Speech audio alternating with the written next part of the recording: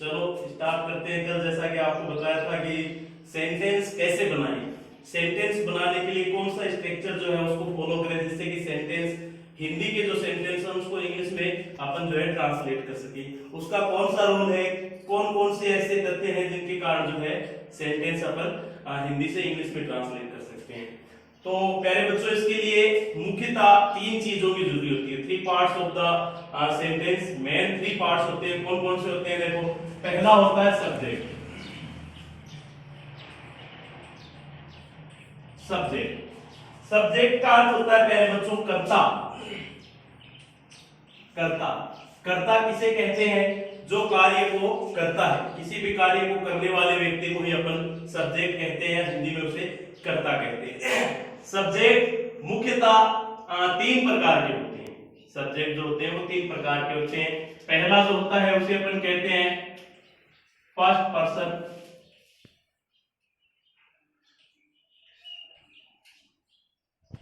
First person subject होते हैं, वो होते हैं आई और वी।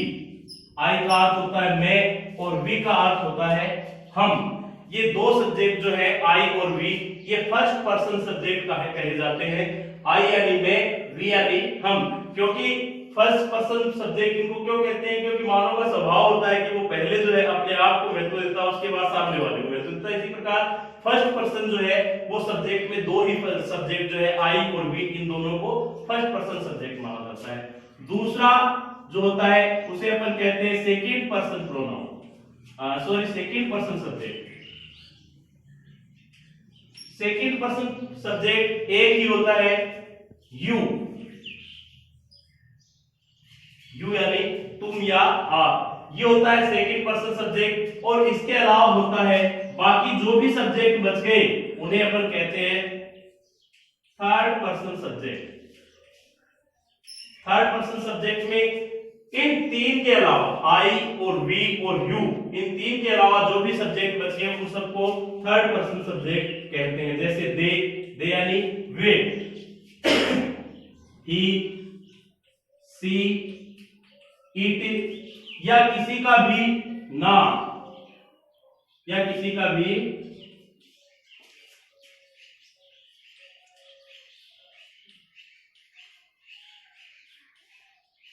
नाम, ये जो होते हैं ये थर्ड पर्सन प्रोनाउन जो है थर्ड पर्सन सब्जेक्ट होते हैं। तो प्यारे बच्चों, यहां तक कि आपके सबके बात समझ में आ गई होगी। सब्जेक्ट यानी होता है कर्ता। सब्जेक्ट 3 प्रकार के होते हैं। फर्स्ट पर्सन सब्जेक्ट होते हैं आई और वी। सेकंड पर्सन जो है सेकंड पर्सन सब्जेक्ट होता है यू। और इनके अलावा जो भी सब्जेक्ट बच गए वो सब के साथ थर्ड पर्सन सब्जेक्ट होते हैं। जैसे दे, ही, सी, इट, या किसी का नाम। किसी भी सेंटेंस में आप सब्जेक्ट को पहचानोगे कैसे? जिस प्रकार से सीता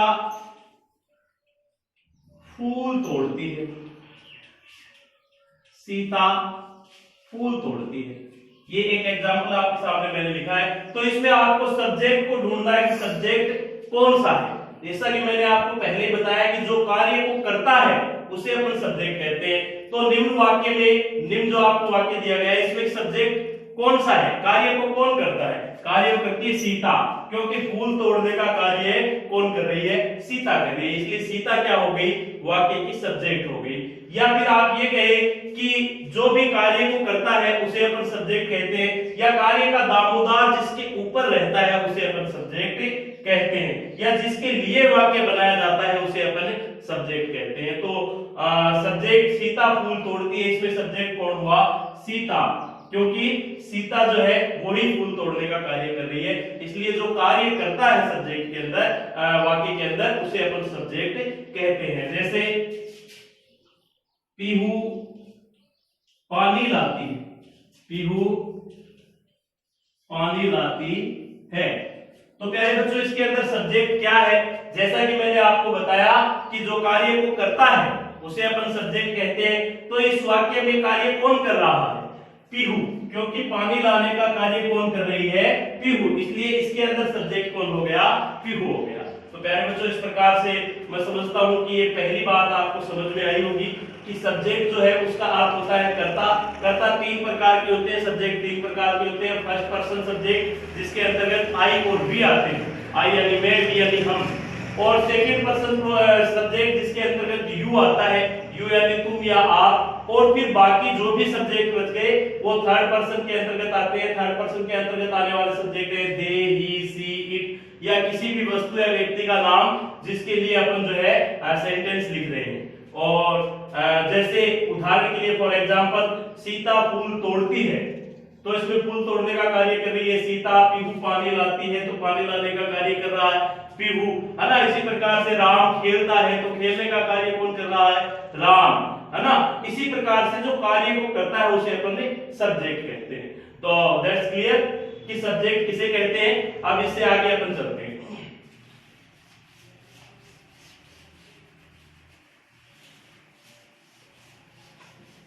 दूसरी बात होती है बेटा, जो थ्री इंपॉर्टेंट पार्ट्स मैंने आपको सेंटेंस के लिए बताया, उसमें सेकंड पार्ट होता है वो होती है वर्ब। वर्ब यानी होती है क्रिया। क्रिया का अर्थ होता है कार्य, कि कौन सा काम कर रहा है, कौन सा कार्य कर रहा है, उसे अपन वर्ब कहते हैं। अब वर्ब भी दो प्रकार की होती है। एक तो होती है इसमें है मेन वर्ब। मेन वर्ब यानी मुख्य क्रिया, मेन वर्ब यानी मुख्य क्रिया। वर्ब के दो पार्ट होते हैं, एक तो होता है मेन वर्ब, दूसरा होता है हेल्पिंग वर्ब।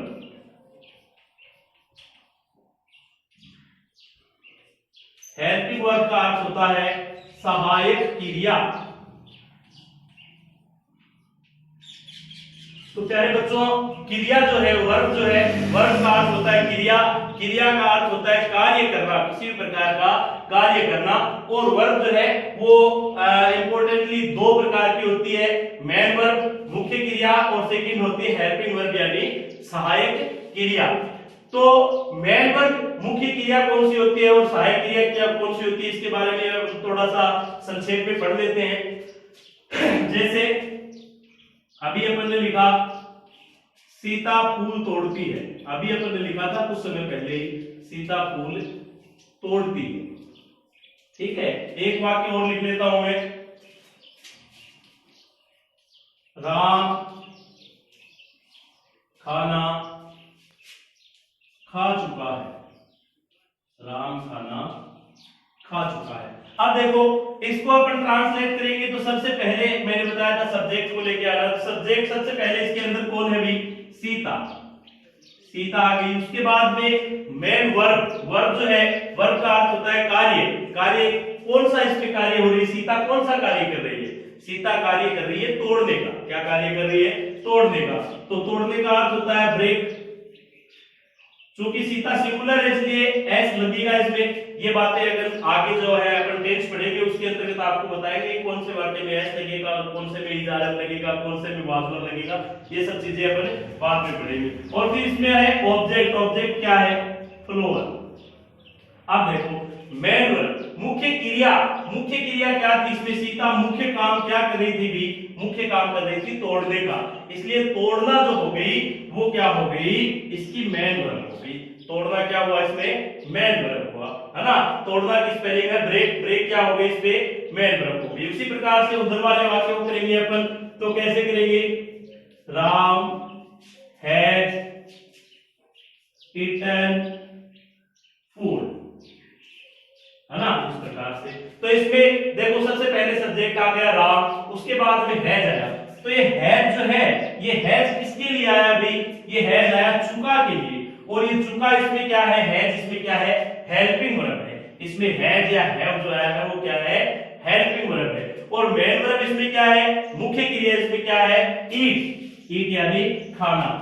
वर्ब इसकी तीन फॉर्म होती है वर्ब की, first form, second form, third form. आगे आपको जब हम टेंस पढ़ेंगे तो उसमें बताएंगे कौन से वाक्य में कौन सी टेंस की कौन सी फॉर्म का वर्ब की कौन सी फॉर्म का यूज होता है, वो आगे अपन टेंस पढ़ेंगे उसमें बताया जाएगा। तो आशा करता हूं कि बात आपको समझ में आ गई होगी। मेन वर्ब किसे कहते हैं, मेन वर्ब कहते हैं जो मुख्य कार्य कर रही है। जैसे इसमें सीता फूल तोड़ती है, तो मुख्य काम क्या कर रही है, सीता तोड़ने का काम कर रही है, तो तोड़ना इसमें क्या हो गई, मेन वर्ब। उसी प्रकार इसमें राम खाना खा चुका है, तो इसमें मुख्य काम क्या किया है उसने, राम ने खाना खाने का काम किया है।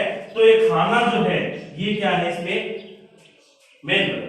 तो प्यारे बच्चों, मेन वर्ब जो है वो दो प्रकार की होती है, मेन वर्ब मुख्य क्रिया और हेल्पिंग वर्ब यानी सहायक क्रिया। अब देखो मुख्य क्रिया कौन कौन सी होती है, जो मेन वर्ब जो है वो कौन कौन सी होती है, जैसे खाना, पीना, नहाना, धोना, लेना, जाना, आना, ये जो भी है, जितनी भी है जो कार्य कर रही है उन सबको अपन मेन वर्ब कहते हैं। मोस्टली इनके सबके अंत में ना शब्द आता है, खाना, पीना, लेना, देना, नहाना, धोना, आना, जाना, ये सब क्या है, मेन वर्ब, मुख्य क्रियाएं हैं। इसके अलावा हेल्पिंग वर्ब कौन कौन सी होती है, देखो हेल्पिंग वर्ब भी आपको बता देते हैं संक्षेप में, शॉर्ट भी आपको बता देता हूं कि हेल्पिंग वर्ब जो है वो कौन कौन सी होती है। ये होती है देखो डू, डज, डिड, है ना। इसके अलावा was, sorry, is, are, am, was, were, has, have, had, ये मुख्यतः जो है हेल्पिंग वर्ब होती है। इसके अलावा जो भी मॉडल होते हैं, कैन, कुड, मे, माइट, ये सब भी हेल्पिंग वर्ब के अंतर्गत आते हैं। इसे दूसरा शब्द हेल्पिंग वर्ब को ऑक्सिलरी वर्ब भी अपन कहते हैं, हेल्पिंग वर्ब कहते हो या ऑक्सिलरी वर्ब कहते हो। ऑक्सिलरी वर्ब जो है ये थोड़ा हार्ड या थोड़ा टफ वर्ड है, इसलिए अपन हेल्पिंग वर्ब ही ज्यादा यूज में लेते हैं। तो पहले बच्चों यहाँ तक आपको समझ में आया होगा कि मेन वर्ब जो है वो कौन सी होती है, जो मुख्य कार्य कर रही है वो मेन वर्ब होती है, जैसे खाना, पीना, लेना, देना, नहाना, धोना, ये सब होती है मेन वर्ब। उसके अलावा हेल्पिंग वर्ब, तो हेल्पिंग वर्ब में मैंने बताया do, does, did, is, are, am, was, were, has, have, had. इसके अलावा जो है अपने जो मॉडल्स होते हैं, कैन, कुड, मे, माइट, ये सब भी जो है हेल्पिंग वर्ब के अंतर्गत आते हैं। तो पहले बच्चों यहाँ तक आपको बात समझ में आ गई होगी, मैं आशा करता हूँ। चलो आगे चलते हैं। इसके बाद में तीसरा पार्ट जो होता है वो होता है ऑब्जेक्ट। तीसरा जो पार्ट होता है सेंटेंस का वो होता है ऑब्जेक्ट। ऑब्जेक्ट का अर्थ होता है कारक, या अपन इसे क्रम भी कह देते हैं, कारक। ऑब्जेक्ट का अर्थ होता है कारक, यानी सब्जेक्ट जो कार्य कर रहा है उसका जोर किसके ऊपर पड़ रहा है, उसे अपन कहते हैं ऑब्जेक्ट। जैसे अभी अपन ने थोड़ी देर पहले लिखा था कि सीता फूल तोड़ती है, सीता फूल तोड़ती है, अपन ने कुछ समय पहले लिखा था। अब देखो इसमें तीनों चीजें आपको ढूंढनी है। सबसे पहले आपको ढूंढना है सब्जेक्ट। तो सब्जेक्ट इसमें कौन सा है प्यारे बच्चों, क्योंकि आपको एक बात पहले बता दी जा चुकी है कि जो कार्य को करता है उसे अपन सब्जेक्ट कहते हैं। इस वाक्य में कार्य कौन कर रहा है, सीता कार्य कर रही है, इसलिए सीता क्या हो गई, सब्जेक्ट। इसको शॉर्ट में अपन एसयूवी लिख देते हैं, सब्जेक्ट। सब्जेक्ट कौन हो गई, सीता। उसके बाद में वर्ब, तो मेन वर्ब इसमें अपने को ढूंढनी है, मुख्य क्रिया अपने को इसमें ढूंढनी है। तो मुख्य कार्य क्या कर रही है, सीता। सीता मुख्य काम कर रही है तोड़ने का, तो ये क्या हो गई, मेन वर्ब। इसको अपन शॉर्टली एम वी लिख देते हैं, M for man, V for verb, main verb, ठीक है ना। अब सीता तोड़ रही है, क्या तोड़ रही है, सीता क्या तोड़ रही है, फूल तोड़ रही है, वो बच गया ऑब्जेक्ट। इसे अपन कहते हैं ऑब्जेक्ट। यानी कि एक तो ये बात समझ लो अपने देसी भाषा में कि सब्जेक्ट और मेन वर्ब के बाद में बाकी जो कुछ भी बचता है वो ऑब्जेक्ट ही होता है। मोस्टली तो ऐसा ही होता है। और वैसे आप समझो तो ऐसे समझ लो कि सीता के द्वारा कौन सा कार्य किया जा रहा है, वो जो है वो सीता है, वो अपने कार्य के द्वारा कौन से कार्य को संपादित कर रही है, अपने द्वारा कौन से कार्य को संपादित कर रही है, उसे अपन ऑब्जेक्ट कहते हैं। मोस्टली ये ध्यान में रखना, आप सब्जेक्ट और मेन वर्ब के अलावा वाक्य में जो कुछ होता है वो लगभग ही आपके ऑब्जेक्ट होता है। तो ये बात आपको समझ में आई होगी कि सब्जेक्ट किसे कहते हैं, वर्ब किसे कहते हैं और ऑब्जेक्ट किसे कहते हैं। देखो सबसे पहले अपने को इन तीन चीजों पे ही ध्यान देना है। सबसे पहले आपको सब्जेक्ट ढूंढना है वाक्य में, उसके बाद मेन वर्ब, उसके बाद में ऑब्जेक्ट। ये इसका फॉर्मूला हो गया बच्चों। देखो सबसे पहले आप सब्जेक्ट पाओगे, उसके बाद में मेन वर्ब, उसके बाद में ऑब्जेक्ट। फिर कौन से में एस या एस लगाना है, कौन से में डू डज लगाना है, कौन से में is are am was were लगाने हैं, डिड लगाना है, हैज हैव हैड लगाने हैं, हैव बीन हैड बीन लगाने, वो सब आगे अपन जो टेंस पढ़ेंगे उन टेंसों के अंतर्गत आ जाएंगे। यहाँ तक अपन ने पढ़ा है स्ट्रक्चर किसका, सेंटेंस का। सेंटेंस कैसे बनाए उसका स्ट्रक्चर हमने पढ़ा है। उसका स्ट्रक्चर यही है, सबसे पहले आपको सब्जेक्ट को खोजना है, उसके बाद में मेन वर्ब को, उसके बाद में ऑब्जेक्ट को। इन तीनों के माध्यम से ही आप जो है सेंटेंस बना सकते हैं। जैसे शेर जंगल में ठहरा है।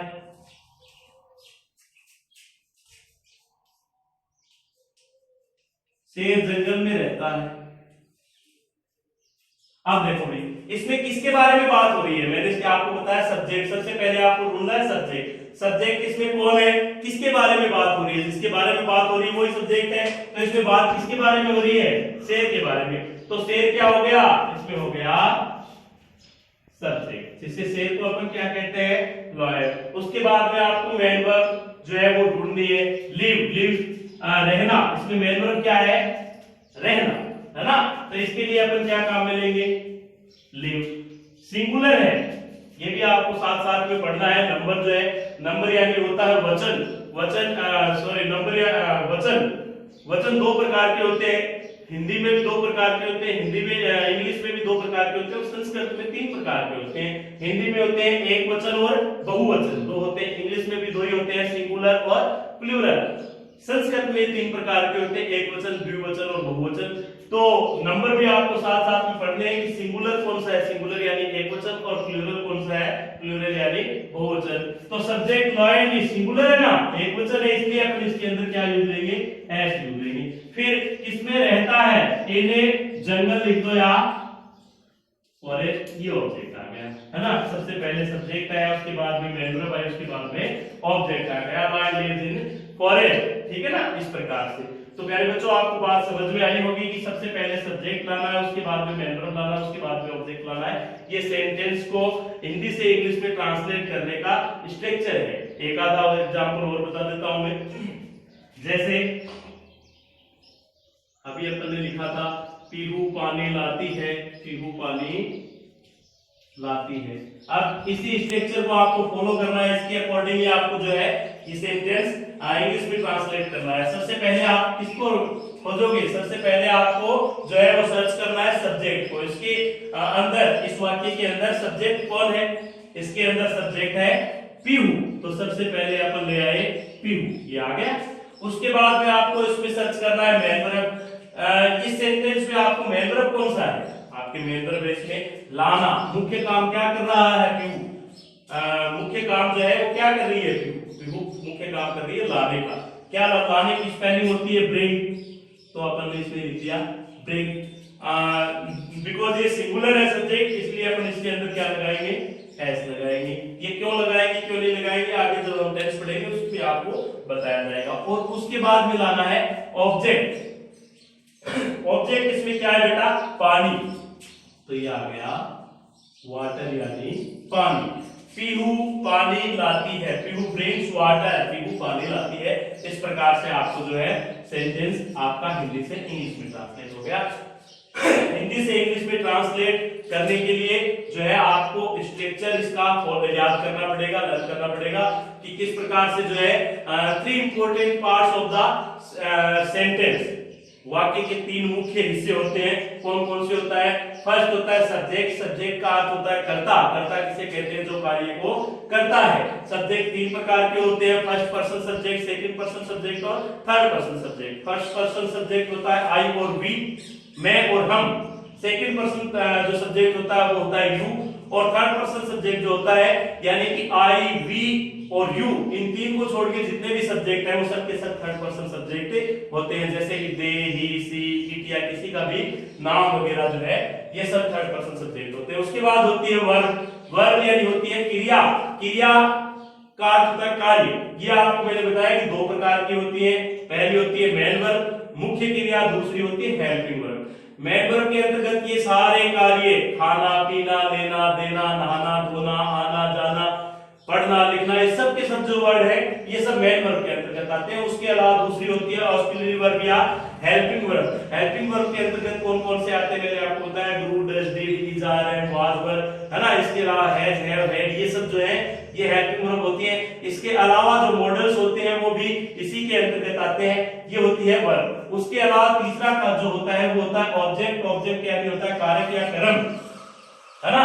तो इन 3 चीजों को आपको जो है ढंग से याद करना है। सबसे पहले आपको देखना है कि भी सब्जेक्ट कौन सा है। सब्जेक्ट जिसे कहते हैं जो कार्य को करता है। फॉर एग्जांपल पीहू पानी लाती है, तो इसमें पानी लाने का कार्य कौन कर रही है, पीहू कर रही है, तो पीहू क्या हो गई सब्जेक्ट। फिर वर्ब क्रिया, कार्य क्या कर रही है, पीहू लाने का कार्य कर रही है, तो लाना इसमें क्या हो गया, लाना हो गया इसमें मेन वर्ब। और उसके बाद में क्या लाती है, वो होता है ऑब्जेक्ट, तो इसमें पानी लाती है, ये क्या हो गया ऑब्जेक्ट। प्यारे बच्चों स्ट्रक्चर जो है मेरे हिसाब से आपको एकदम क्लियर हो गया लगता है। फिर भी अगर किसी बच्चे को कुछ नहीं समझ में आए तो आप कमेंट करके जो है वो आप हमसे इसके बारे में पूछ सकते हैं। अब प्यारे बच्चों कल से जो है अपन इनके टेंसों के बारे में जो है स्टडी करेंगे। टेंस जो है वो इंग्लिश की धुरी है, इंग्लिश में टेंस के बिना आप जो है आगे नहीं बढ़ सकते, क्योंकि आपको ये सबसे पहले पता होना जरूरी होता है कि भाई अगला जो बोल रहा है या अगला जो अपने को लिख के दे रहा है वो बात पास्ट में, भूतकाल में हो रही है, प्रेजेंट में हो रही है, फ्यूचर में होगी। इन तीनों चीजों का आपको पता होना जरूरी होता है। ये पता कब होगा आपको, ये तब पता होगा आपको जब आप टेंस पढ़ोगे, टेंस के अकॉर्डिंग ही आपको इन चीजों का पता चलेगा। तो टेंस कैसे बनाते हैं उसको, सेंटेंस को हिंदी से इंग्लिश में ट्रांसलेट करने के लिए मुख्य चीज होती है वो होती है सेंटेंस का स्ट्रक्चर समझना। वो आपको मैंने बताया और आशा करता हूं कि आप सबको वो समझ में भी आया होगा। अब कल से अपन जो है टेंस पढ़ेंगे। धन्यवाद।